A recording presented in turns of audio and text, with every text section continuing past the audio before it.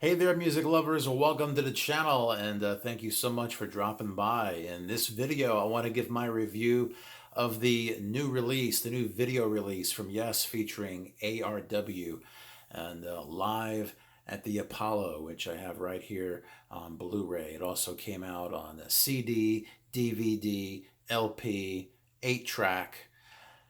It didn't come out on 8-track. I was just messing with you. Of course, I would be all over that shit if they came out on 8-track. Come on. Now, I don't usually buy this a whole lot. I don't usually buy a lot of DVDs and Blu-rays and everything.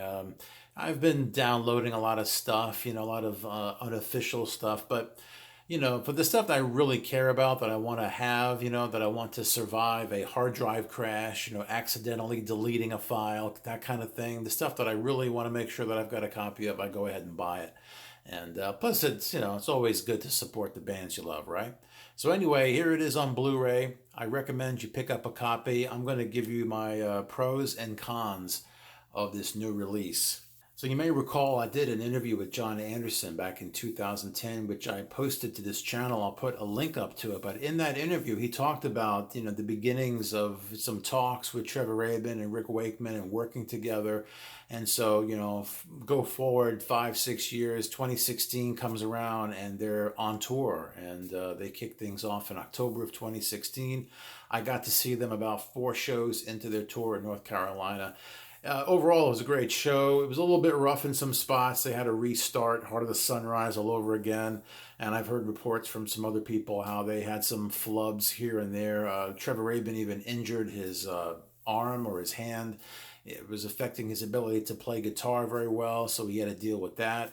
But overall, ARW was sounding very dynamic and very, charged up. And by the time they got to Manchester at the Apollo Theater, this was the following year in March of 2017. They had cameras rolling, and it looks like they captured a good night. Everybody was on point here.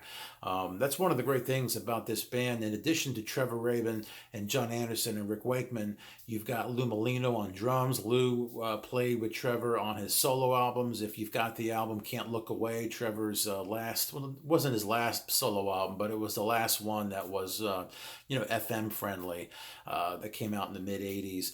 Lou plays on that. Then you've got Lee Pomeroy. He's a great bass player. He has gone out with ELO recently to play live, and also with Steve Hackett doing like the Genesis Revisited stuff. Pomeroy is a really great bass player, and he fits in very well with this band because he's got a lot to do here. You've got to do Chris Squire's bass lines, and also you've got the backing vocals, and Pomeroy handles them both very, very well. He even gets out in front when he does stuff like long distance run around and the Fish. He steps right out in front of the audience and just jams. Even like Heart of the Sunrise handles the bass in that song really, really well. He is the secret weapon of this band, Pomeroy. And he really does shine here. Overall, like I said, the band is very tight. The performances are very spirited, and they're a joy to watch. They look like they're having fun too, and that's something else that I enjoyed, is that it was shot very well. It was filmed very, very well. It seemed to capture the key moments. It captured the energy, and it captured the little fun moments that you had maybe between Rick and Trevor, and Jon, and it was just very, very well done. And something else about ARW that I really like is that they don't try to be faithful to the originals. I know that might sound crazy, but unlike the other band, Yes, the one with Steve Howe, where they try to, do it just like the album and be authentic and everything, and that's cool. But ARW was never meant to be Yes. It was just this project with Anderson, Rabin, and Wakeman, and they never came at it as, we are Yes, and we must do it a certain way. Trevor Rabin wanted to approach these songs with a different kind of attitude, and he wasn't afraid to take some of Steve Howe's parts and completely change them. There's no acoustic intro to the song Roundabout. He does it electric. Same thing with And You and I.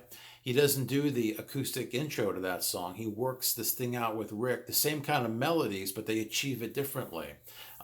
They do a whole new opening, whole new intro for a song like Awaken. I'm not really all that crazy about it, but it works. And they're not afraid to go in and kind of give things an update and rearrange things to make them sound more dynamic. And I really find it interesting because they didn't play with it that much that it ruins it. They enhance it. And it's also interesting to note here that Rick Wakeman adds a lot of great flourishes and some nice touches to songs that he was never a part of. Out of the 12 songs that they do in this show, Wakeman only played on 4 of them originally, but yet he's all over all these songs, and he really adds some nice parts to stuff like like the Rhythm of Love and Owner of a Lonely Heart and stuff like that, stuff that he was never on originally. He adds some really nice parts to, and they don't come across as cheesy. They fit right in. Lift Me Up is a song that they do here, which was nice because that's a song that I always thought was a really good Yes song, but it kind of fell through the cracks when they lost Rabin, because it's really his song, and Yes never did it again. So they haven't played that song in about 20 years. And it does come from the Union album. And it's funny that Jon Anderson during the show actually says to the audience that they're getting ready to play a song from the Union album, which is an album that Wakeman hates. He even calls it The Onion because it makes him cry. And the reason why they're going to play a song like Lift Me Up is because Wakeman never played on it. That's not a song that got butchered, because that's one of Wakeman's pet peeves with the album Union, is that the stuff that he was involved with, it got butchered. You had like these extra guitar players and keyboard players who were brought in to kind of fill in some gaps, and Wakeman was hearing keyboard parts that he never did, and so he didn't really like that, and so that album is a mixed bag. And so but Lift Me Up was not toyed with. It wasn't messed with. That's a Rabin song, came out exactly as it should have, and I'm glad to see that back in the set. They do a really good job with it. And a couple of other things that I really liked about this release is that they're able to make these songs that we've heard a million times, like Roundabout and Owner of a Lonely Heart, sound really good again. They sound fresh and exciting, kind of like how they did at the Rock and Roll Hall of Fame. You may recall they played those 2 songs there, and they sounded really, really good. And it's not just because you had Geddy Lee of Rush on bass for Roundabout, but Jon Anderson was key in those songs, coming across very good. He sounds just amazing. Doesn't sound like he's lost anything off his voice, and the same thing applies here. Anderson is in fine form. He's kept himself really healthy. He looks good, sounds good. Same with Trevor Rabin. Sang very, very well, plays very, very well here, and got to give him credit for that. Also glad to see a 5.1 DTS surround sound mix on this DVD and Blu-ray, because you don't take that for granted nowadays. Sometimes you just get a 2-channel stereo mix and it's like, see you later, sucker. But this one just sounds really, really good with the 5.1. Trevor Rabin did an excellent job mixing the instruments and getting it to sound really, really sharp. So thanks for that, guys. All right, so now I'm going to go over a couple of things I didn't really care about with this Blu-ray release. Number one has got to be the fake crowd noise that we hear throughout. I first noticed this when we heard a couple of songs in advance of this release. I noticed that there were some moments during a couple of songs where the audience kind of came to life, and it just didn't seem natural to me. I don't know, it sounded fake.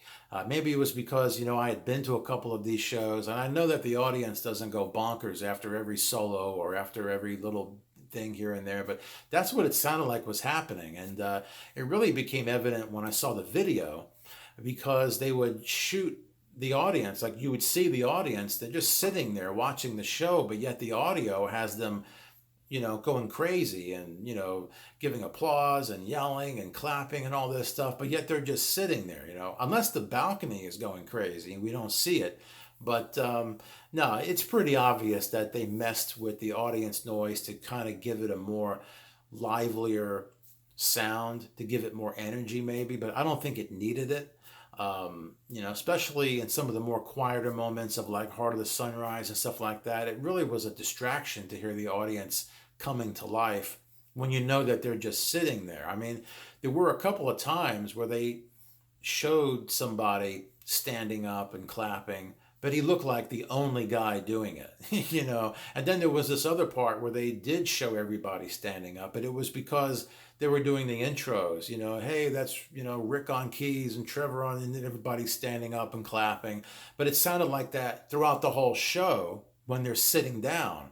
So when I started seeing that, it took away from the enjoyment. Like it just sounded like fake canned applause and clapping and all this stuff. And I don't think it was necessary. And it's kind of shocking to me that this got through. You know, I'm kind of surprised that Trevor Rabin allowed this obvious fake canned applause through to the final cut. You know, it just, to me, it just sounds awful. It doesn't ruin the show, but it kind of approaches it like it can get on your nerves. And so that's probably my biggest problem with this whole thing. It's not, has nothing to do with the performance. It has to do with things that were just not there naturally. And so I want to know what you guys think about it, because there's no way I'm the only one who's, you know, felt like this. I've even seen some other people comment on it, but I want to know what you think about this whole audience noise thing. Be sure to drop it in the comments below. And something else that I wasn't crazy about is this Blu-ray is a little bit light on extra features. And by a little light, I mean there's none. Like there's nothing. It's like, here's your show, here's your 5.1, and that's it. I'll see you later. There's nothing extra. Would it have been a big deal to have a little documentary of, you know, them getting back and maybe following them on some shows? And, you know, of course, Rick there would provide some comic relief. I mean, it would be great if they had a little documentary. How about some bonus tracks, you know, because they performed South Side of the Sky and I Am Waiting. It would have been nice to have had those as bonuses, you know, but there's none of that. If it were me doing this, I would have had a commentary. How about a commentary track with the three of them? Imagine Rick giving commentary throughout this whole show. I think that would have been really, really good. You know, that's if I was in control. I would have shit canned the applause and I would have put a commentary track, bonus videos, and a documentary, and you guys would have loved it. But that's not the way it happened. I would have put it on 8-track too. I would have done that for you guys especially. And so I definitely would recommend this Blu-ray. I give it a thumbs up. If you can get past the canned audio from the audience being piped in every so often, this is a great show to have, great document of this moment in Yes history. And let me know what you think. Be sure to put your comments down below. Give this video a thumbs up if you enjoyed it. Let me know if you're going to go out and get this Blu-ray. And just a couple of other quick things before I let you go here. I did a video recently about this brand new song that ARW has called Fragile. If you don't know, Trevor Rabin recently did an interview on a radio show. He debuted this new song called Fragile that ARW is working on. And I updated the audio link to that in my original video because there's been some new audio that's come out. It's not official, but it's just cleaner than what we had at first. And also there has been an interesting upload of the original version of this song, Fragile, the one that appeared in a television show. I think it appeared at the end. It was something that Trevor had been working on. It was just interesting to hear the original version of it and then what ARW did with it. So those are links in the original video. I'll put that up for you. And also go catch ARW. They're currently on tour. They're going to be playing a few more shows here in the States, and then they're going to come back again next year and do some more. And who knows, we might get a new album next year. I wouldn't be shocked if we heard some more new stuff coming soon. That seems to be one of the next things that we'll probably get. Now that this Blu-ray is out and this show has been released, we'll probably start hearing more about this new material that's going to be coming out. So be sure to stay tuned for that. Anyway, thanks for watching this video. Enjoy the Blu-ray. Once again, yes, live at the Apollo. Check it out, all right? And I'll be back soon with another video.